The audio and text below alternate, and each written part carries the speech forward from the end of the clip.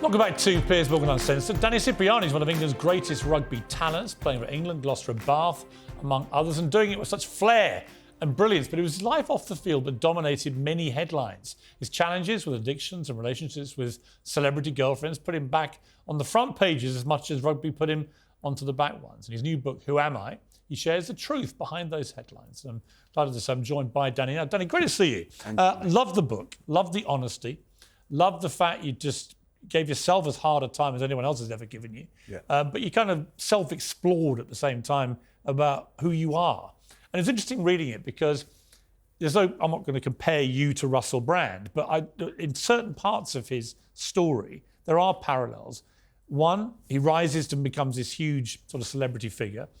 He's a bit of a sex addict, and you talk very openly about that in your book, and the way he talks about all the women he's sleeping with and so on may be unthinkable to a lot of people. To you, you're like, yeah, well, I've been there. I've led that kind of very promiscuous life. Just on that, when you come out the other end after being through that, do you ever look back and do you feel a sense of shame about it? Or do you feel, no, that was all part of me being a younger guy?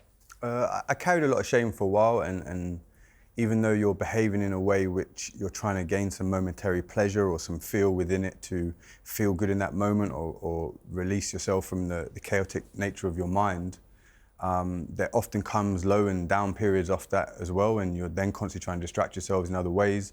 I wouldn't have labelled myself an addict because then that's something else I've got to get over. But I was definitely always trying to feel better in some way, and I lent into some substance. I lent into frequenting women in the way I did. But by carrying the shame, when I met my beautiful wife and I bared all to her, and we went through some tough periods in 12 months because there was things within me that I held on to for so long because the nature of my behaviour actually stemmed from some form of pain, and I held on to that, and I did feel like I was one of the worst people in the world and carried all this shame. But when you find someone that sees you for you and shows you love, and I was able to sit with it and let that melt away, you know, I recognise it's just part of the past. Interestingly, I've talked to Russell Brand over the years, different times of his life and career. And in the GQ one in 2006, he was his full promiscuous, boastful worst, as many people would see it. Very different character I interviewed later when he himself got married and then had kids and so on. Certainly abandoned a lot of that rhetoric and looked like he'd sort of grown up, for want of a better phrase. But he's now facing trial, possibly a real one, but at the moment trial by media and social media. You've been in that position, not quite like he has, or for the same reasons, but you've been on the receiving end of a lot of judgmental stuff about you and how you lead your life. What's it like to be in the eye of a tabloid storm? Yeah, so for me, the allegations weren't as serious as the ones that Russell are facing. It was often judgment on my behaviours and you know, immature and certain things that were behaving in my life. You know, but when you are in that middle of it and you're trying to figure out who you are, and those are snippets of your life that are getting written about, you know, it can really affect you in your psyche. You know, I've lived that through with Caroline and everything that happened to her, judged Flack. By social media, judged by how everyone's going on it. You know, the nature of the media, they know what they were doing in terms of revealing all these allegations, and now Russell's getting judged left, right and centre from everyone. And you know, you can't condone his behaviour. Do you see parallels? Obviously, different circumstances, different allegations. But you and I were both talking to Caroline. You know, you obviously dated her, and you were very close to her, closer than I was. But I was trying to help her, give her some advice behind the scenes in that last period of her life, because I knew that she was. You could tell she was on the edge. You know, and it's very hard because she's the one on the receiving end of it, and it was vicious and relentless, and it led to the tragic eventuality of her taking her life.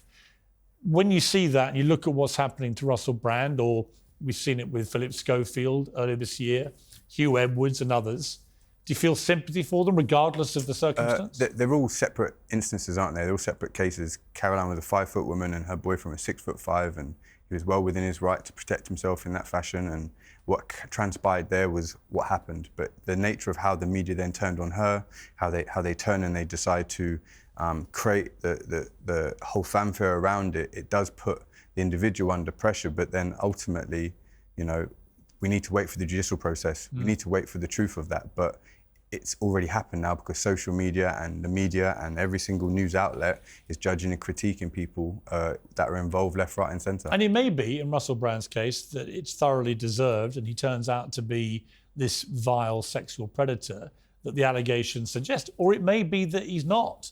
And I just don't think we're quite there yet because it's one version of events put forward by these women who should absolutely be listened to and respected and they should have their say. But he's also entitled to defend himself, if necessary, in a court of law. For sure. The only thing I can relate it to recently is the excerpts on my book and how people took certain snippets and created stories on the back of that. But when you read the whole book, it's a very different story. In this sense, we need to wait for the judicial process and let that go down the line because ultimately everyone now has a judgment on Russell, left or right, and it's splitting people. It's creating a real negative soundbite in our nation. But well, it's very tribal, isn't it? Everyone's taking a view. Everyone's got to be one side or the other. I'm kind of in the middle, right? I'm not defending him, but nor am I saying he should be automatically cancelled from everything because I don't think we've gone through proper due process yet. Yeah, you can't condone the allegations whatsoever. They're very serious. So it is important that we let the judicial process go ahead, as you said. You have a strange connection, not strange, it's just a connection, but you went out with Kirsty Gallagher, the TV presenter. Her sister is married to Russell Brand. Have you had any contact with Kirsty about this? I haven't, no. I met Russell and, he was a lovely, lovely guy and he obviously had turned his life around. But, at some point, we need to find out more of the facts later down the line rather than the trial continue in the fashion that it is. Very hard for Kirsty's sister. I mean, she's pregnant. Yeah. They've already got 2 daughters, I think. Very tough for her, isn't it? Yeah, for sure. It's going to be a tough situation for all involved, and all it's doing is creating negative sound bites and negative conversations and more stuff in the media that people are going to just create more judgment and more critique on the whole scenario. We need to remember that the victims involved in allegations that are serious, but we also need to wait for the due process rather than sitting here pointing fingers, making judgments, because ultimately that's the nature of the media and what they create. It's actually social media is a bigger problem because everyone's got an opinion. They all want to spew their opinions. They're incredibly judgmental and there's no real restrictions on what people can do on social media. They can say what they like. I mean, I've seen people say the most terrible things about people all this year that I've known. A lot of it totally inaccurate. Yeah, but the social media wouldn't kick in if the mainstream media didn't print the stories in such an early fashion in the way they have. And this isn't a story. These are people's lives at risk. The victims who have the allegations have been made and also against Russell. So rather than this become another story and another drama, we should wait for the judicial process and we should wait for that to play out because people's lives on both sides are all going to get affected.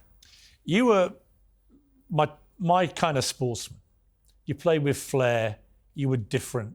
You didn't play by the normal rule book. You got into trouble a few times. You were a bit of a naughty boy. All my favourites, right? From Ian Botham to Ben Stokes to Gazza to George Bett, whoever it may be. I like sportsmen that are slightly flawed, if that's not a disrespectful thing to say. And reading your book, I love the fact that you're all those things, but also slightly vulnerable. I mean, when you got to the end of the book, what did you feel you learned about yourself? For me, it was a very revealing process of going over times that for me, the sport part was easy. The training was the fun bit, the games was the fun bit, and I felt very in flow. I felt very in the moment, and I could go and express myself and play at an extremely high level. But my life off the field was disrupted a lot because of my own upbringing, my trauma involved, and everything that I'd been through. And also, I was going through life alone. I didn't have much port of call to turn to.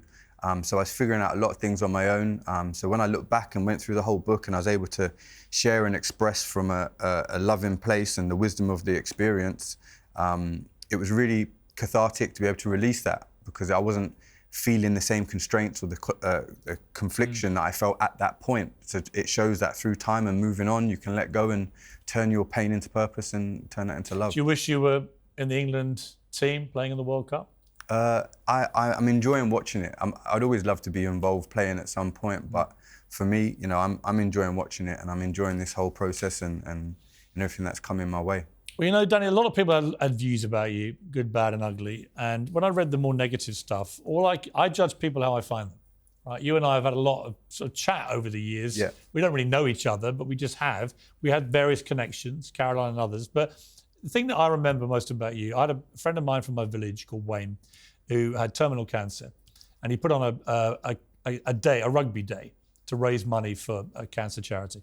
And I just sent you a message saying if there's anything you could offer for the auction. And you sent a huge bag of stuff with your shirt, your boots, some tickets to games. It was a whole load of stuff, just like that. And I judge people how I found them, and you're one of the good guys.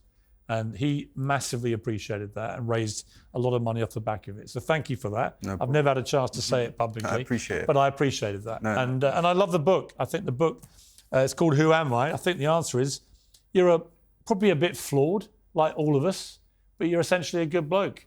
And you've ended up in a good place. Very much so. And if I'd been running the England rugby team, you'd be there in the team. I appreciate Dazzling it. like you always used to. It weren't too bad, was it? It was great, mate. You were a great player. Good to see you. Cheers, and you, mate.